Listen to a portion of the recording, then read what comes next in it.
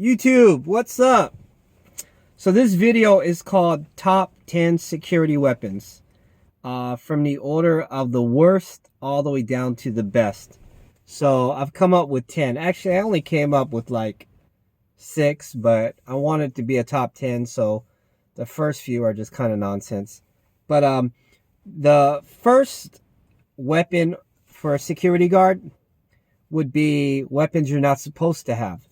So really, if you're going to bring nunchucks or brass knuckles or anything like that, yeah, it might do the job, but you definitely don't want to have that with you.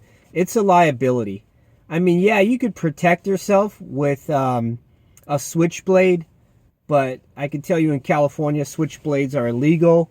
So yeah, you might walk away alive if you have a switchblade, but then you're going to be facing so many legal obstacles. You know, same with like brass knuckles or sawed-off shotgun, you name it.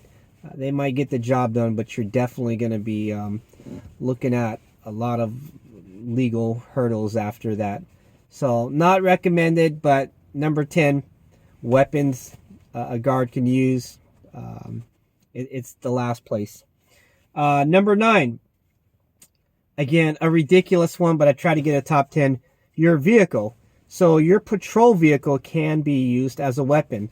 In some regards, I could see you using it to save your life. I mean, imagine if you were in a situation where you were doing crowd control and people were trying to rush your vehicle. Man, you might just have to mash on the gas to get out of there.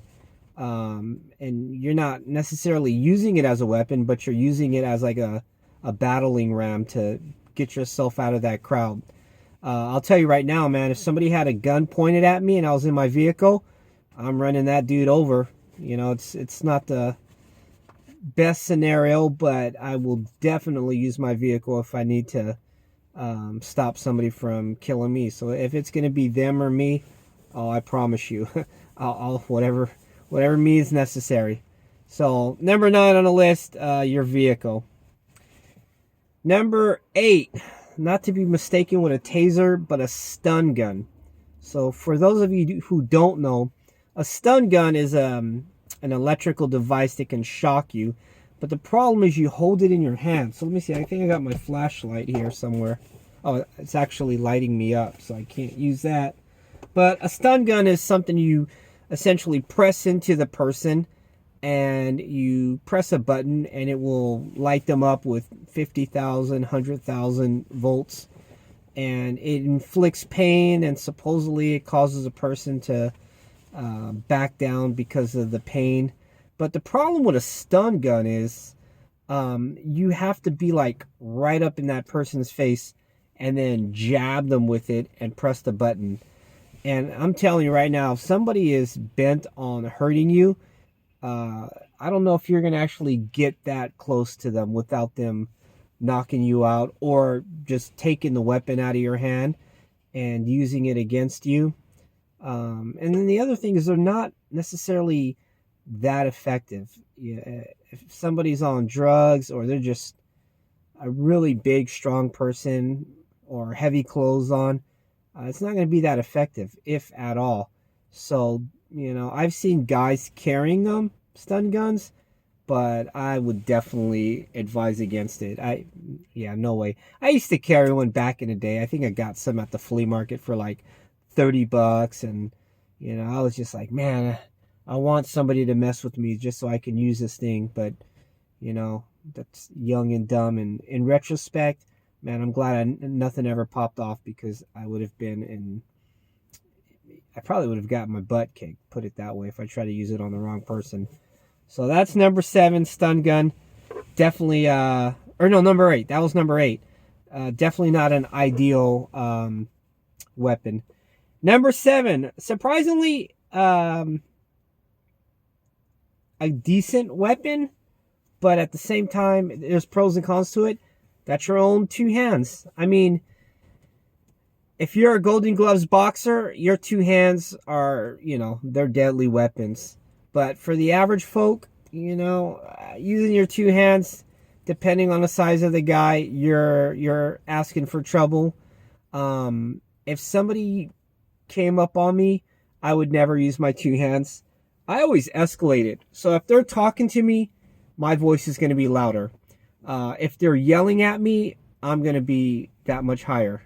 If they rush me, I'm not going to fight them. I'm going to go straight for my first weapon and then second weapon, and it's game over, if you know what I mean.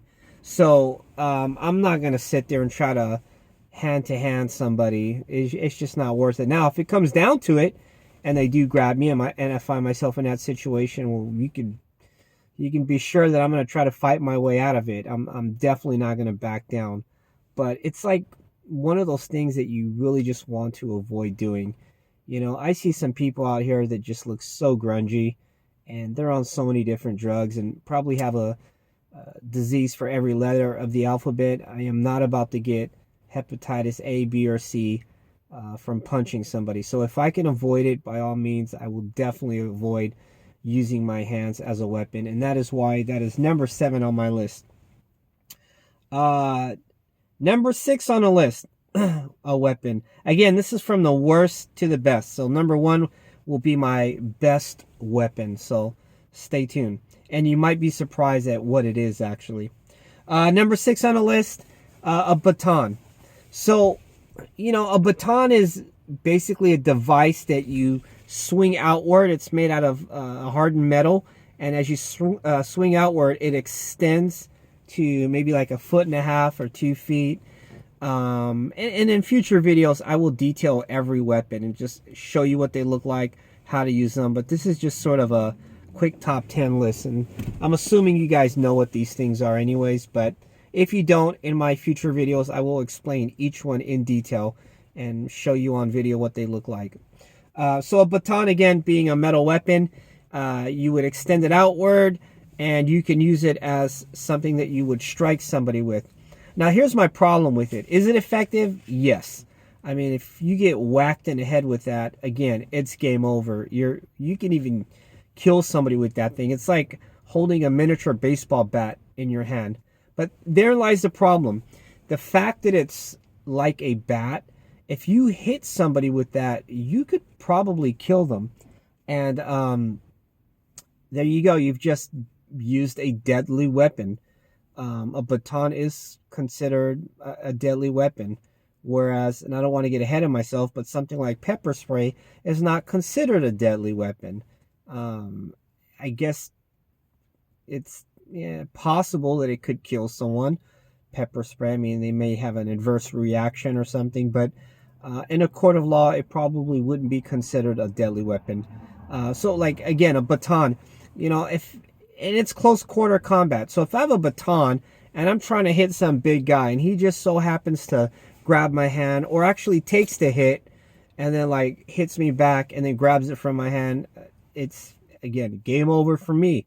So I don't like batons because for one, it's close combat fighting and you never want to get that close to a person. And number 2, it's considered a deadly weapon. You know, if I'm going to use a deadly weapon, hell, I'd rather just use a gun and face the consequences. I do not want to, like, take my chances with a baton with my life. So if I'd rather just go straight for the gun if that's the case. Number 5 is a taser. So, you know, I have sort of a love and hate relationship with taser.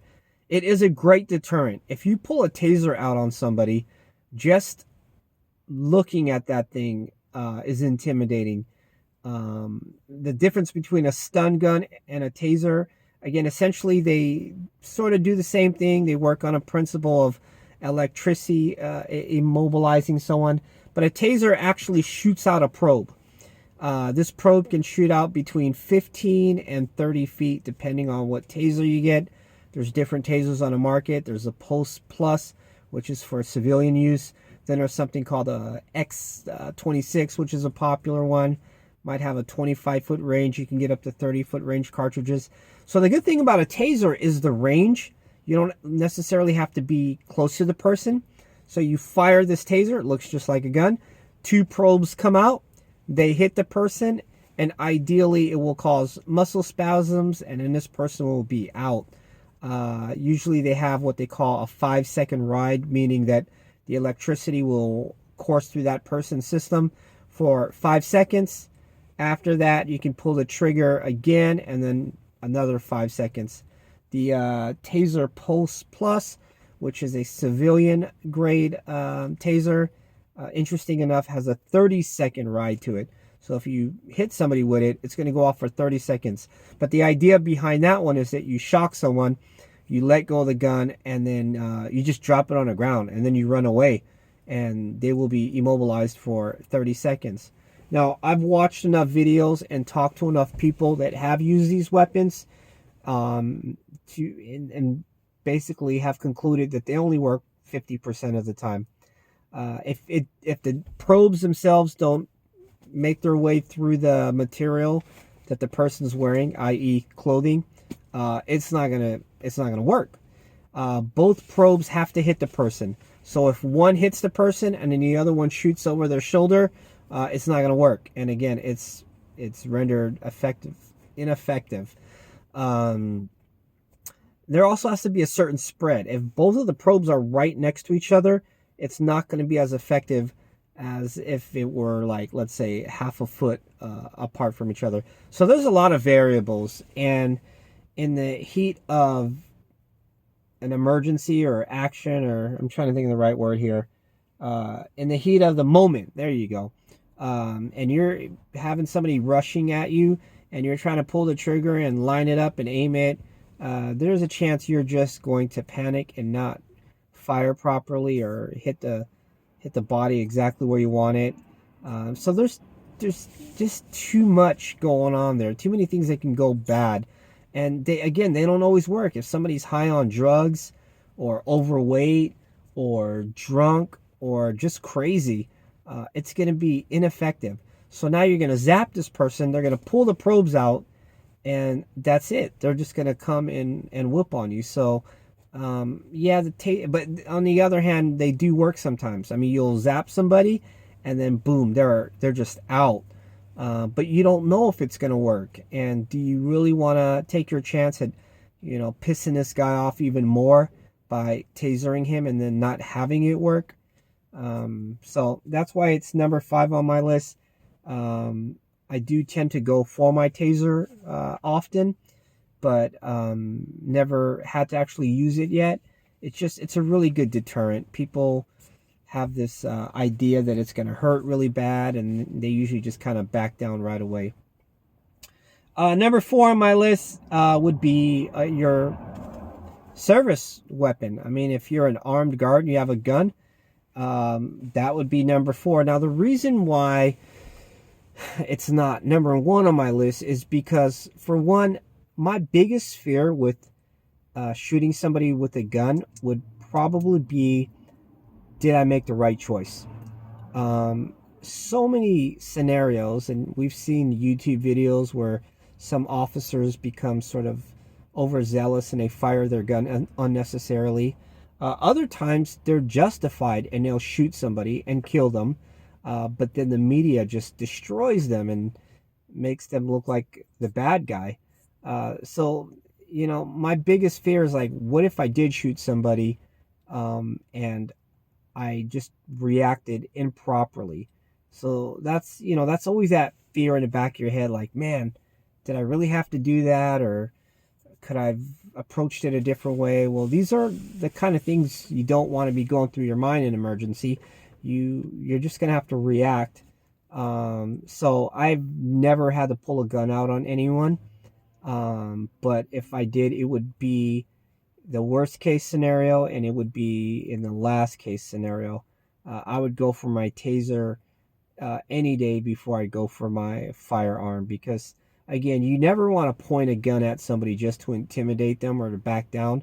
Because what if you were trying to play a game with this person, trying to use some psychology, and you pull your gun out and you point it at them, and then they're like, yeah, what's up, man? They just keep walking at you. Now you're like, crap, I wasn't really gonna shoot you, but now you're, walking up on me, and I'm pointing this thing at you. I can't reholster it and pull something else out, and now, you find yourself faced with this question of, do I shoot this person or not? So again, there's just way too much responsibility with a firearm. And if you do shoot that person, you could be held with murder if you improperly used it. And then the question is, what's proper and what's not proper? I mean, I know a lot of officers will say they feared for their life, and it's absolutely genuine that they feared for their life. In other cases, it's questionable, and it all depends on who's got the camera on and what the jury has to say, and it's just way too much responsibility. And then there's that whole thing about, let's say somebody did have an intent to hurt you, and you did shoot and kill them. So it's like, how do you live with that? I mean, you just killed a human being, somebody's son or father or brother, you name it. Like, that's just something you have to live with for the rest of your life, even if they did mean you harm. It's just, it just sucks having to take somebody's life. Now, if somebody was coming at me and I knew it was gonna be me or them, I would definitely choose me over them any day. Will I just forget about it? No, I would carry that with me for the rest of my life. So, the gun, although it could basically, it could save your life, at the same time, it could also end your life. It may not literally end your life, but the consequences of using it could definitely ruin your life. So the firearm, although and a very effective tool, can also be a double-edged sword and cause a lot of problems. So it's more or less a deterrent. I mean, if you ask me, having a gun on your side is just a deterrent, and that's about it. So yeah, that's number 4. Number 3 on my list would be pepper spray. I love this stuff. I mean, a taser or a stun gun or baton. I mean, you may hit somebody with that, but there's no guarantee that they're going to be put out of commission after you use that. Again, I've seen so many videos where people are tased and then nothing happens to them. But with pepper spray, oh man, nobody, regardless of size or how crazy they are, when you get sprayed in the face with a chemical agent that's designed to blind you temporarily and burns like hell, I don't care how big you are, you're not going to be able to see, and you're not getting up from that. So pepper spray is number 3 on my list. But not just pepper spray, but pepper gel. That would be number 3 on my list. The difference is pepper spray, it's literally a spray. It's like an aerosol. The problem is if you spray it and it's a little bit windy, the wind can just bring it back on you. And the next thing you know, you're blinded as well. So that jeopardizes your safety. So I like to use pepper gel.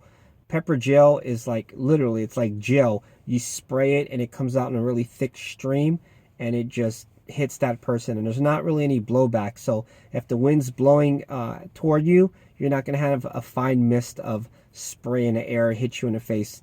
The gel just sticks to that person, and extremely effective.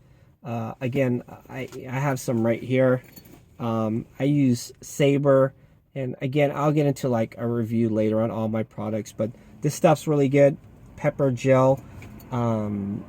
Again, regardless of how big the person is, you're going to take them down with this. This particular one that I have has a burst of 18 shots you can do. So I like that because whenever, the cans get old, you could spray a few times for practice. If you just bought a brand new can, you could spray it once or twice just to practice, and you still got like 15, 16 shots left in it. So, and it's really cheap. This can right here, which is like, got, I think 2,000 5-star reviews, cost me $12. So you really can't beat that. Definitely one of my most favorite weapons, if you will. Number 2, oddly enough, my favorite weapon in second place is my flashlight. I use this thing all day long. There's so many ways to use it. You could use it as a means to break a window. I mean, heck, you could even use it as a baton if it's long enough. It is, you know, if you hold it, it's solid. You hit somebody with that, that's gonna hurt. But more importantly, the way I use my flashlight is I literally, whenever I come across somebody, let's say I see some vagrant like doing something to a car, I flash them with my flashlight and they just freeze up, man. And I always try to keep it like between their chin and their chest, the actual beam, and they can't see you. So, you know, you start yelling at them and asking them who they are and what they're doing, or get your hands out of your pocket. When you've got that light on their face, they can't see who's on the other side. They don't know what's pointed at them. They can't size you up. They don't know how many people are with you. So you're basically blinding them with that. And the thing is, nobody's getting hurt. It's that light in itself doesn't inflict any pain. It doesn't cause any permanent damage. I guess unless it's pointed in their eyeballs directly, but you don't do that. You just, you know, you keep it below the eyes. It's just, you don't want to like permanently blind somebody. But there have been scenarios where I've had people like come at me, and then I literally do put it in their face and I strobe it. I click the button so it strobes really fast and it disorientates them. So the flashlight, again, one of my more favorite weapons. And when I say weapons, I say that loosely. These are tools. These are tools to keep you safe. They're not meant to intimidate or to try to purposely hurt people. It's just to keep yourself safe. Again, so flashlight is my favorite. They're cheap. The one that I use right now, again, I'll point it out in the review one of these days. Cost me $20. It's 900 lumens. You can charge it up with your phone adapter. It's just an amazing flashlight, but it serves its purpose so many times. Almost on a daily basis, I light somebody up with it, and you know, it scares them because, again, they can't see you. They don't know what's on the other side. So that's number 2. And number 1, damn, this video is already 22 minutes. I'm really sorry. I try to keep my videos under 10 minutes. Number 1 is your voice or your attitude. That is the number 1 weapon. Let me tell you guys, I cannot tell you how many times I have de-escalated a situation through my voice. I'll see somebody that's just acting up, and I'll get vocal with them. I'll tell them like, "Hey man, you need to stand down," or I'll just a few minutes ago, some guy was just digging through the trash can, and I saw he was a really big guy. He jumped out of the trash can. He was this huge guy, and I'm like, crap, how do I deal with this? So I just basically said, "Hey, look, brother, you can't be doing that, but I see you put a lot of work into collecting all those cans and stuff. So why don't you do me a favor? I'll give you like a couple minutes to wrap it up, and then but you can't be doing that here." And they're cool with it. So it's all that attitude and voice. So when I talked that way to that one guy, I wasn't backing down, but at the same time I was giving him an ultimatum, but I was also let him know that he had some time, so that it's a win-win. I told him, "Hey, you got to leave, but at the same time, I'll give you a few minutes to wrap it up." And then people respect that. And then, they don't want to be confrontational, versus if I just came up to him and I was like, "Hey man, you got to get out of here." He's going to look at that as confrontation, and then, it can lead into something worse. So your voice and your attitude is your best weapon. Again, you can de-escalate a situation so quickly just by your voice, but you can also escalate it if you don't use it correctly. So it's, there's a lot of psychology in play. But the thing about your voice is, if you use it effectively, nobody gets hurt. You de-escalate, and that's it. Everybody goes home, and it's everybody's happy. So again, my favorite weapon is my voice and my attitude.